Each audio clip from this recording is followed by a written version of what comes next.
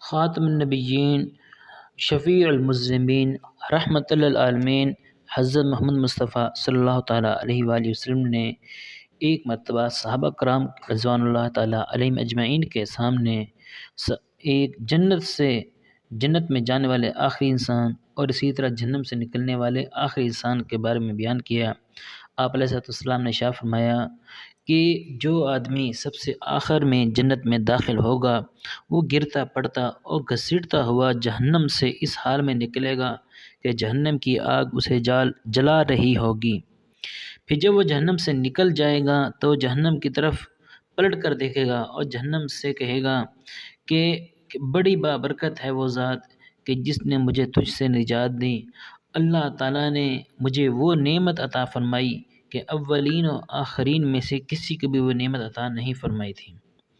پھر اس کے لیے ایک درخت بلند کیا جائے گا، وہ آدمی کہے گا اے میرے رب مجھے اس درخت کے قریب کر دے تاکہ میں اس کے سائے کو حاصل کر سکوں اور اس کے پانی سے میں کچھ پی سکوں۔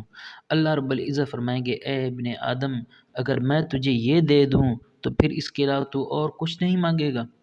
وہ بندہ عرض کرے گا اے میرے رب، اے اللہ نہیں، میں اس کے علاوہ کچھ عرض نہیں، وہ کچھ نہیں مانگوں گا۔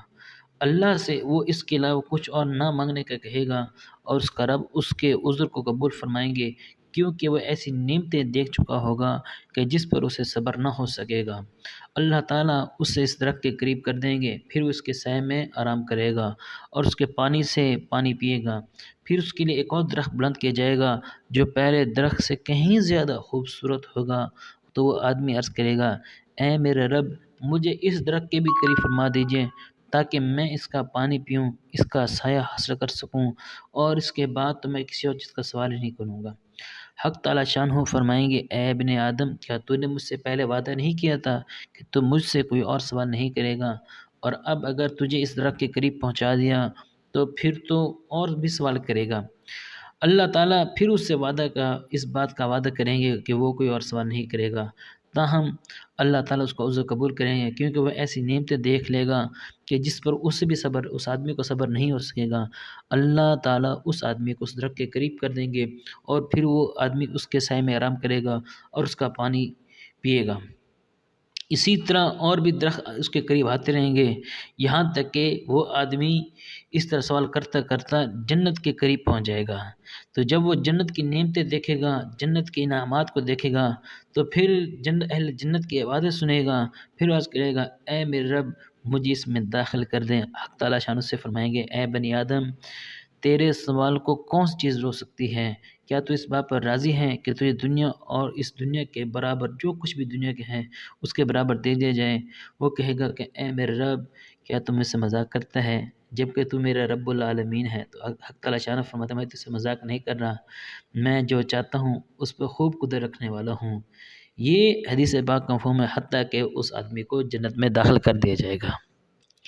میرے بھائیو یہ اللہ تعالیٰ کی فضل ہے، اللہ تعالیٰ کا فضل اور اس کی رحمت ہے کہ وہ اپنی رحمت سے جس کو چاہے، اپنے فضل سے جس کو چاہے جنت میں داخل کر دے۔ ایک روایت میں آتا ہے، حدیث پاک میں آتا ہے کہ ایک بزرگ کا واقعہ ہے کہ اس نے بہت زیادہ اللہ تعالیٰ کی عبادت کی تھی اور اس کو یہ گمان تھا کہ مجھے میری عبادت جو ہے، مجھے اللہ تعالیٰ سے ڈر اور خوف جو ہے یہ مجھے جہنم سے بچا لے گا۔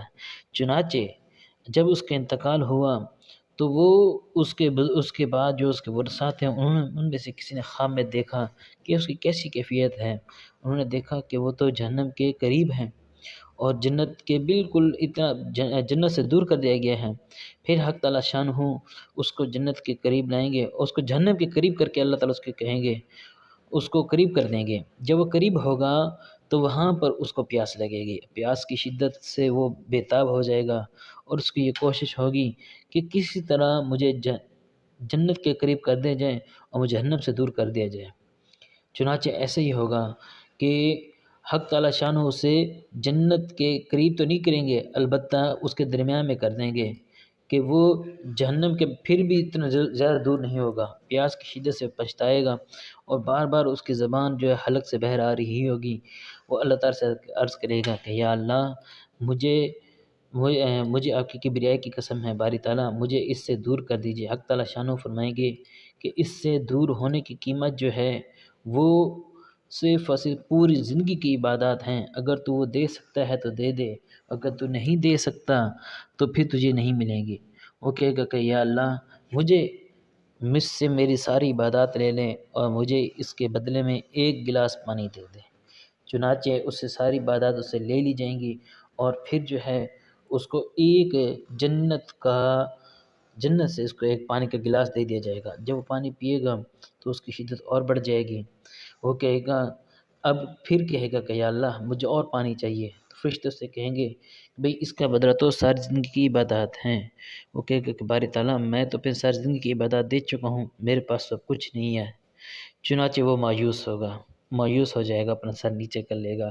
حق تعالیٰ شانو فرمائیں گے کہ تجھے تیری عبادات جنت میں نہیں لے جا سکیں، تیری ساری زندگی کی عبادات کی قیمت ایک پانی کا گلاس تھا جو تو نے پی کر ختم کر دیا ہے۔ اب اگر تو جنت میں جائے گا تو میرے فضل اور احسان سے جنت میں جائے گا۔ اے بھائیو، جب تک اللہ تعالیٰ کا فضل اور احسان نہ ہو انسان جنت میں بھی داخل نہیں ہو سکتا۔ اللہ تعالیٰ کا فضل اور احسان ہر حال میں انسان کو مانگنا چاہیے، کیونکہ اسی کا فضل ہے کہ اس نے زندگی عطا کی، اسی کا فضل ہے کہ اس نے رزق عطا کیا، اسی کا فضل اور اسی کا احسان ہے کہ اس نے ساری یہ نعمتیں دے رکھی ہیں، اور اس بات پر اللہ تعالیٰ کا شکر بھی ادا کرنا چاہیے۔